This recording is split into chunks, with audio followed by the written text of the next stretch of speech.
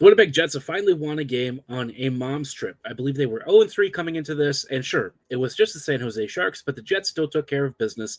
Find out how on tonight's episode of Locked On Winnipeg Jets.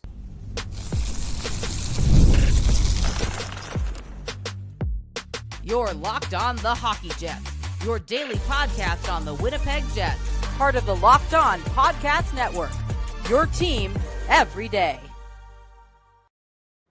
Hey friends, and welcome to tonight's episode of Locked On Winnipeg Jets, part of the Locked On Podcast Network, your team every day. I'm your host, Harrison Lee, an avid Winnipeg Jets fan and an online blogger. You can follow me on Twitter at HLivingLoco and at LO_Winnipeg Jets. Thanks for making Locked On Jets your first listen of the day every day. If you like what you're hearing, be sure to like, follow, and subscribe on all of your favorite podcasting platforms and YouTube. Doing so, of course, is always free of charge and ensures you never miss another episode. Most of all, though, we just love and appreciate your support. Tonight's episode, we're kicking off with some thoughts on Winnipeg's win against the San Jose Sharks last night. Wasn't the craziest victory in some ways, but there were some positives. Also, some things that will probably be, worth keeping an eye on for the future. But before we dive into that game and some real specific takeaways, just wanted to let you know that tonight's episode is brought to you by Bilt Rewards. Start earning points on rent you're already paying by going to joinbuilt.com/LockedOnNHL. Now, like I said, the Jets came into the Sharks game probably looking for a relatively clean, very simple win. You're playing a bad team that is still rebuilding, right? Now, I will say this in San Jose's defense. They are better than they were last year. They're still not a good team, but they play more up-tempo, more exciting hockey, right? It's relatively watchable, and they've already won more games at this point in the season than I'm pretty sure they did last year. Not a lot, again, but still enough to be, a team that, considering where they were last season, I would say this year's version of the Sharks is infinitely more watchable. But that does not mean that the Jets really should expect to be losing, right? Winnipeg is still the far superior team. And in various points of this game, I think that was reflected in some ways. But I also felt like the Jets weren't great. The shot clock is going to look pretty close for both teams. And the Jets generally had better quality for much of the game, but I still feel like Winnipeg conceded a fair few too many opportunities and put Hellebuck in some compromising positions, which has been a theme recently. Now, that's partly because Sandberg is out, Fleury and Stanley are in, and we all know that how that tends to go. But for the Jets, I just feel like Winnipeg really didn't have a consistent A game in this one. And you're not going to have an A game every night. But at 5v5, the Jets were kind of up and down. The top line had a slow start and then started warming up on a couple of very key shifts where they would basically hem San Jose in and kind of start to dominate. But then they'd have another few shifts where maybe they were quiet again, and then they'd come back and again remind you that this is the Sharks and not a top-end contender. And so it was a little hard to get a read on what was happening throughout this game. At the end of the day, obviously, the Jets still came away with a 4-3 victory. It came at the very last second. The Jets were, quite frankly, a little fortunate to tie it. Winnipeg really had to lean pretty heavily on the power play in this one, scoring like 2 goals, if I recall correctly. And so it wasn't, the cleanest performance. I will say the power plays were beautiful, right? They were just pitch-perfect puck movement, some phenomenal scoring opportunities, Scheifele ripping one home. I think Connor got in on that, scoring as well. And so it's all the good stuff that you usually like to see from the power play unit. But I think the fact that you had to lean on the power play to win probably wasn't the most inspiring. I think the Jets are probably in one of those scenarios where, yes, they'll be happy about the win, but how they got there, perhaps not the most exciting of outcomes. But hey, it is what it is. Sometimes, things are going to come a little harder, even against teams that are rebuilding like the Sharks are. And you got to take points where you can get them. 2 points on the road in San Jose with a weird time zone adjustment. I can't really complain too much. I think it's just more that there's continuing concern about Winnipeg's 5v5 production. I don't think it was as bad this game as it was maybe on that road trip of absolute extremes a couple weeks ago, but still not great. And so I think the Jets are going to be okay with it. But, in tonight's game against the Ducks, I think Winnipeg is going to want to have a more aggressive start and maybe show off a little more offensive jump, right? You got to win these games against the bad teams, just like you've got to beat the good teams. But I think the Jets are just looking for more out of this team, right? And partly, without Ehlers, things have been pretty tough. But thankfully, there are some players who I think have really stepped up. Kyle Connor continues to hum. This really is the best season I've ever seen from Connor. Like he's scored like 30, 40 goals before and, almost hit 50 a while back. But that always came with some sort of like reservation, right? Like an asterisk next to his name. But this year, he's just playing flat out great hockey, and it's the best hockey of his career. He's committed at multiple ends of the ice. He's actually leading more transition, I feel like, and he's just been a more effective user of his line mates, which sounds a little bit silly, but in the past, I felt like KFC was sometimes a little isolated, and it was hard to get him to be involved in multiple facets of creation. This year, it's really not been the case at all. He's just been absolutely shredding things and just continuing to rack up point after point after point. Same with Scheifele and Velarde. I know that, top line performance has been a little bit mixed, but on the power play, they are still as lethal as ever and really factored in on almost every single power play goal that was scored in this one. So good for them on the power play. Jets special teams continue to be beautiful. The PK, not so much. The PK is starting to come apart at the seams. I don't know what happened with the aggression earlier, but one thing that really is frustrating is Stanley is in purely because of his PK performance. And last night, you saw exactly why he's not that great at it. Toffoli got like 3 or 4 free whacks at Hellebuck right in front of goal. And like Stanley's just standing there watching him, not reacting in time, not pushing him off. I'm like, you're 6'7", man. This is the one thing that you're brought in to do.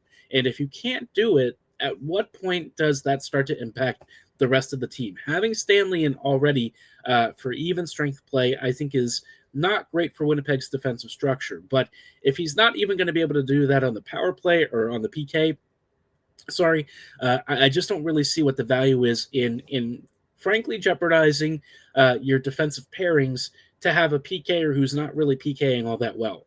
Now, he hasn't always done this, so I'm gonna balance it out a little bit, but I still feel like he's just not doing what he's supposed to for the specific role that the Jets have in mind for him. And at some point the Jets are really going to have to sit down and ask themselves how much longer they want to keep trying this experiment. It hasn't worked for years. I don't think it's going to suddenly change and improve. And, you've got other defenders sitting on the bench who could probably come in and do at least a similar job or just assign the PK role to somebody else. Colin Miller could probably do an all right job, at least decent enough to where, you don't have to worry about nuking your third pairing by bringing in somebody who's really struggling at everything, even with the PK. So, some minor frustrations there. Otherwise, this game was, it was fine. It was really special teams heavy, and I think that that's probably not how the Jets want to win these games. I think the shot quality, they tended to be better, and you could tell which team I think was generating the most dangerous chances, but still, for a team that, really fancies itself to be a cup contender, you probably want to have a little bit of a cleaner performance against the Sharks. But again, they came away with a win. Lowry tipping home a last-second goal in the third period right before regulation ends. They come away with both points. And, at the end of the day, that's probably the most important part. But there's one guy who's really been a key cog ever since Ehlers went down. And really, he was a guy that I think a lot of people had high expectations for, myself included. But, how was... what is Cole Perfetti like these days, right? He hasn't maybe scored as much as people were expecting. He's maybe not quite at, a top line pace, but he's been really good in other ways. And I want to chat about that in just a brief moment. Before we chat about Cole Perfetti, though, I did want to let you know about our friends and partners at SelectQuote. The World Series, the Super Bowl, the Olympics, the world's top athletes get to play in these top-level sporting events thanks to one thing, teamwork. And teamwork can also protect your financial legacy and your family's future. SelectQuote's licensed insurance agents are the perfect teammates when shopping for customized, affordable life insurance. They can find you the right policy to keep your financial legacy safely in your family's end zone. SelectQuote is one of America's leading insurance brokers with nearly 40 years of experience, helping over 2 million customers find over $700 billion in coverage since 1985. Other life insurance brokers offer impersonal, one-size-fits-all policies that may cost you more and cover you less, while SelectQuote's licensed insurance agents work for you to tailor a life insurance policy for your individual needs in as little as 15 minutes. And these policies are even more affordable than you think. You could get coverage for up to $1 million for as little as $20 per month. Head to selectquote.com and a licensed insurance agent will call you right away with the right policy for your life and your budget. Get the right life insurance for you for less at selectquote.com/lockedonnhl. Go to selectquote.com/lockedonnhl today to get started. That's selectquote.com/lockedonnhl. For those of you who also do renting, I highly recommend that you listen closely for our next sponsor at Bilt Rewards. If you're a renter, this is a total game changer. Thanks to Bilt, you can now earn points on rent payments just like you do with groceries or travel. Paying rent now comes with serious perks, and it's completely free to join. Earn valuable Bilt points on your rent and everyday spending at no extra cost. Redeem points towards flights, hotel stays, and even future rent payments. With over 500 airlines and 700,000 hotels in their program, the possibilities are endless. Access unique experiences that are even exclusive to Bilt members. I personally think it's a great opportunity. We all love traveling. My work entails a lot of travel, but sometimes you just need a little bit of a vacation, and Bilt Rewards can help you make that step a lot easier and cheaper. Start earning points on rent you're already paying by going to joinbilt.com/lockedonnhl. That's joinbilt.com/lockedonnhl. Make sure to use our link so they know we sent you. Don't wait. Start earning rewards today. Hey friends, and welcome back to this episode of Locked On Winnipeg Jets, part of the Locked On Podcast Network, your team every day. Every day, thank you so much for rejoining us on tonight's episode as we're chatting a little bit about some recent takeaways, not just from the Sharks game last night, but from the Jets broadly speaking, right? We've talked a lot about the 5v5 struggles, the lightning quick power plays, maybe the mediocre PK, and the stellar goaltending. But I want to focus on somebody else in particular who I think has really stood out positively, even if he's not always finding himself on the score sheet, and that is Cole Perfetti. Now, you've heard me talk about Cole Perfetti in the past. When he was drafted, I was probably one of the most hyped people in the fan base. Quite a few of us were really excited, but I think a lot of people didn't necessarily know what to expect from him at the pro level. You heard about his skating. You heard about his size, perhaps not being as beefy and bulky as some other players. And a lot of folks were thinking, here you get another soft skater who's not going to be as impactful as a guy as you want him to be. But I think Perfetti instead has really demonstrated versatility to his game that I don't think even I was expecting from him. The first thing that's really stood out, aside from his vision and passing, is really the forechecking, right? The forechecking leads to a lot of different positive traits, too. He'll use it to make defensive plays and reads. He'll force turnovers. He grinds along the walls and really creates scoring chances out of this stuff. And he does it at all zones of the ice, right? He's not afraid to mix it up in the corners. He'll try and pressure puck carriers. And it's really been a growth to his game to where he's showing tons of versatility. This season, he's also at like 20 points in 33 games. If you roughly prorate that, that's closer to like a 50-point season through 82. So, for his like at this point, I would say this is going to be his second real full season. I don't know that I count 22-23 because he did get hurt for a good chunk of that. But what's looking to be a second full season, he's on a really good scoring pace. And it's not just the points that have really stood out. Like I said, the defensive commitment, the forechecking ability, and his consistent awareness situationally has been really good to see. And I don't think that his mobility has necessarily been as much of a hindrance as I thought. Sometimes he will dump the puck, and it's not always the best opportunity. You would hope that maybe he has a little more control. But on the whole, I'd say for Perfetti, it's been generally very positive development. And in the past couple of games, he's actually getting more and more ice time. He played as much as 20 minutes against Montreal. He's had like 18-ish minutes in previous games. Had a couple of outings where maybe he was playing more like 14 to 16 minutes, but it just seems like Arniel, generally speaking, trusts him with a lot more. And in some of these games, we're even seeing him pretty late into third periods. So I think in a lot of ways, Perfetti has impressed the coaching staff. His time on ice average this year compared to previous seasons is finally at a career high. Now, I will say, his second career high was only 9 seconds less on average. But in terms of the quality of shifts that we're getting out of Perfetti, I still think it's great to see. He's been really good. And what I really notice is that, alongside other forechecking sorts of players, whether it's Iafallo or Chibrikov or Nemesnikov, he seems to have some real chemistry. It's interesting because you would have thought playing alongside Ehlers, that's who he would naturally jibe with, but it doesn't really seem to be much of the case. In fact, the more grindy that he seems to play alongside some of these guys, the better his game really starts to shine, which I think is very interesting.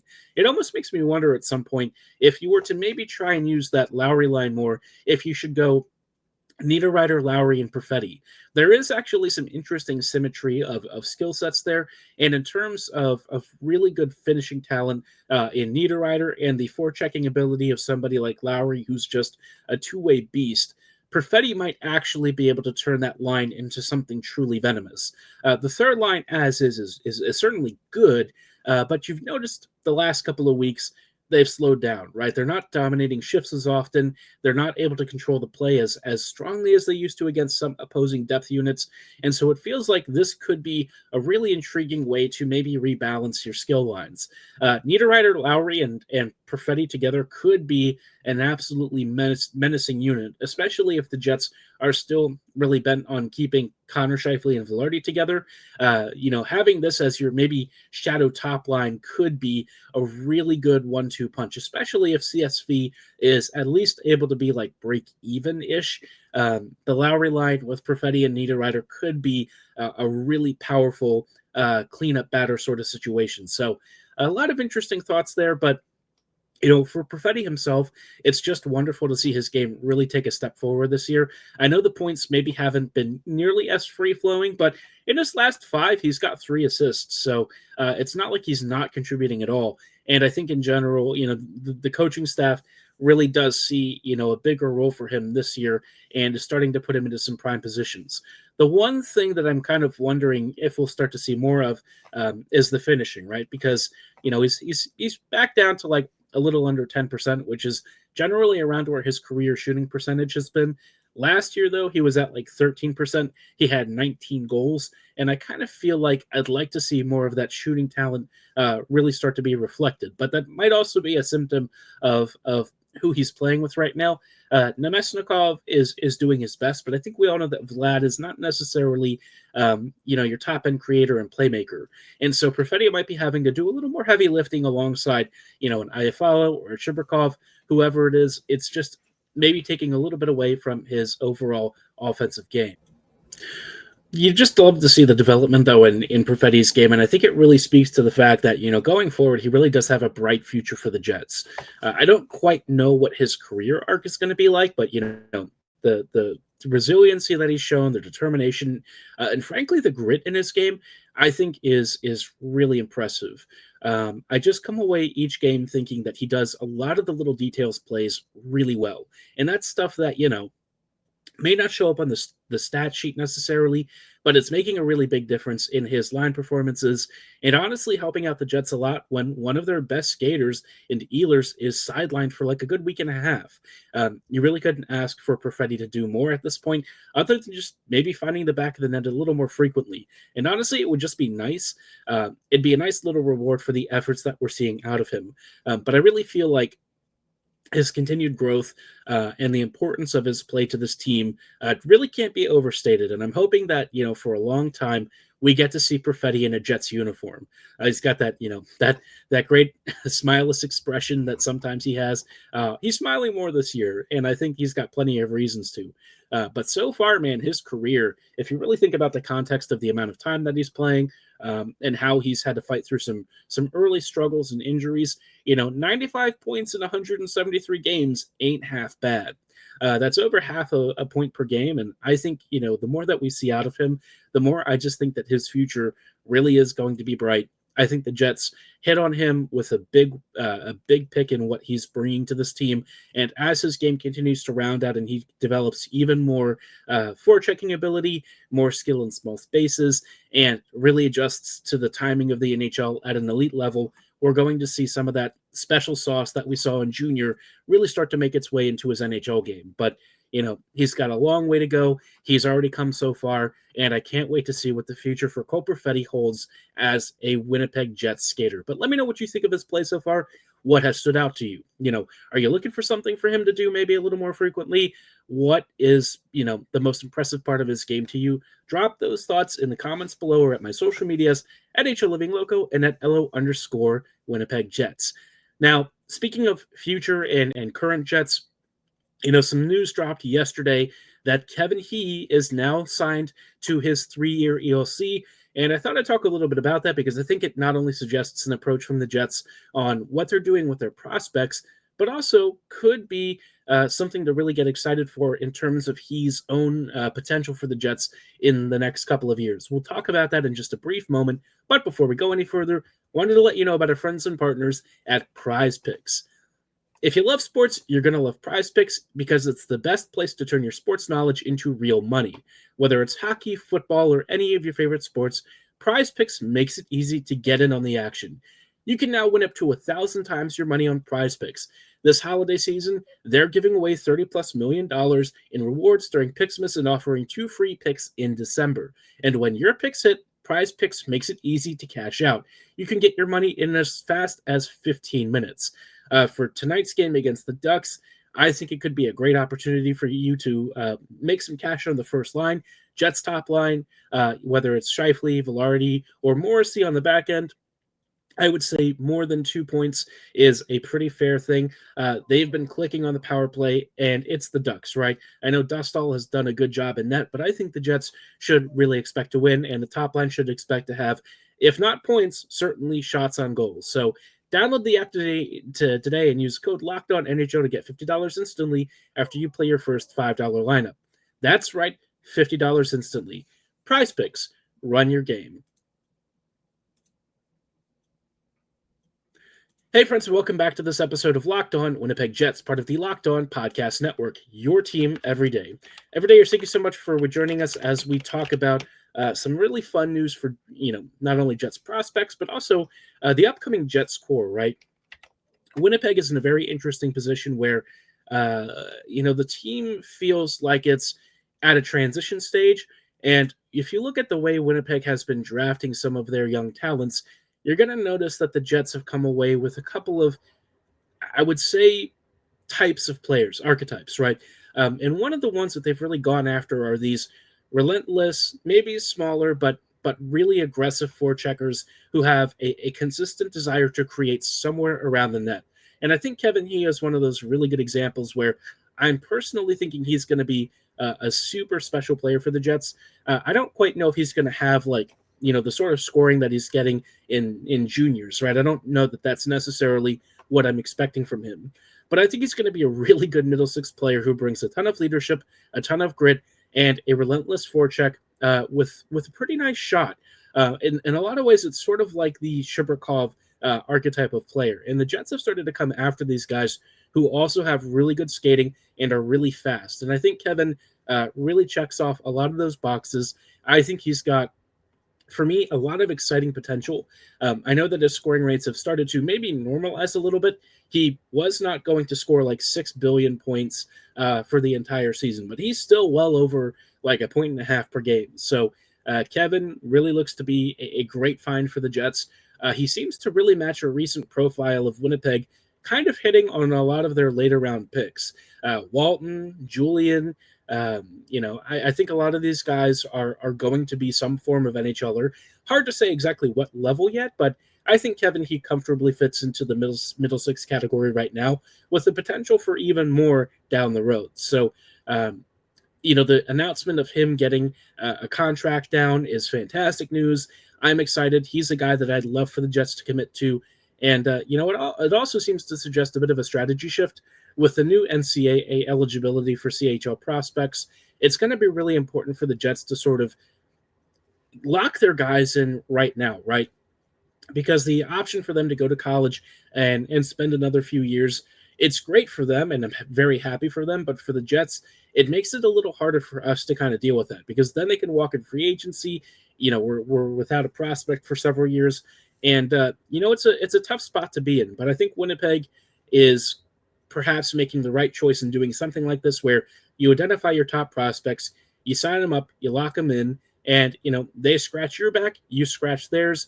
It's a good relationship, and it also avoids the NCAA problem the Jets have had the past few years, with some of their prospects not really wanting to play. Now, in Winnipeg's case, maybe they dodged a bullet in both Nate Smith and Rucker McGroarty not really wanting to be Jets, but I think for Winnipeg, they've done a good job recently with drafting kids out of the CHL, and I think that that's going to continue to be the case.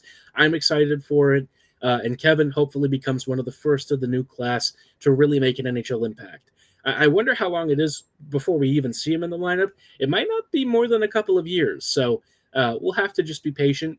But I still think he's the kind of guy who's going to wear a letter on his shoulder. I just have that vibe with him. He always talks glowingly about his teammates. He always puts the team first. Anytime you ask him about his individual accomplishments, it's always about what his teammates have helped them do and how he wants to be a leader for them, and really the tightness and closeness of that locker room. If you want to check out what I spoke with him about earlier, a couple of months ago, we have an October interview with Kevin. Later this year, we're going to catch up with him probably towards the end of the season just to see how things have gone. But, for the first Chinese-born player drafted to the NHL to sign his contract with Winnipeg really feels special. It's fantastic news. It was on the front page of the NHL's website. Everyone was really talking about how cool it is. And Kevin just seems like a legitimately great prospect. He's very humble. And if you're looking for a player who's going to be really, really easy to root for, especially if he makes the NHL going forward, Kevin has to be at the top of the list. I'm super, super excited for him. Everyone has already made the he is him joke about 10,000 times. I included it just for kicks. But I'm just very happy that he's a Jets prospect. I feel like Winnipeg has done a great job recently identifying players that are maybe a little bit more of a late bloomer. Perhaps they don't have the immediate profile that you would expect for a higher round pick, but it seems like they're starting to pick up on some really good guys who can help this team get faster, add more skill, and add the right kind of grit, that persistence, that relentlessness to offensively create. All of that should make this team better in the future. And, more power to Winnipeg, right? If that's what they're going to go for, if that's the archetype of player they're after, you could do a heck of a lot worse. We've seen them draft players who have much lower ceilings, and I think what they're doing nowadays with guys like Walton, Julian, with Frey, it just seems like they're starting to get better and better at this stuff. And, Walton earlier today from Hadi Kalikechu was called, one of the steals of this past draft, and it seems like his offensive explosion just continues to really take off. Sudbury's doing well with him, and so you really can't hate what the Jets are doing. So excited for this. I think he is just going to be the first of many prospects the Jets are likely to sign to contracts out of the CHL. So stay tuned. We'll keep an eye out for when they do Walton's contract. He has got to be a guy that they get a contract with, because if Kieran goes to college, I think it's not going to be great for the Jets. He could become one of the more coveted prospects in the NCAA. So we'll keep an eye out for that. But let me know what you're thinking about for Kevin. Are you excited? Do you have any future questions for him? Drop those in the comments below or at my social medias at @LoveingLoco and at @LO_Winnipeg Jets on Twitter. For tonight's episode, though, that's going to be all the time that we have. I thank you so much for listening and making Locked On Jets your first listen of the day every day.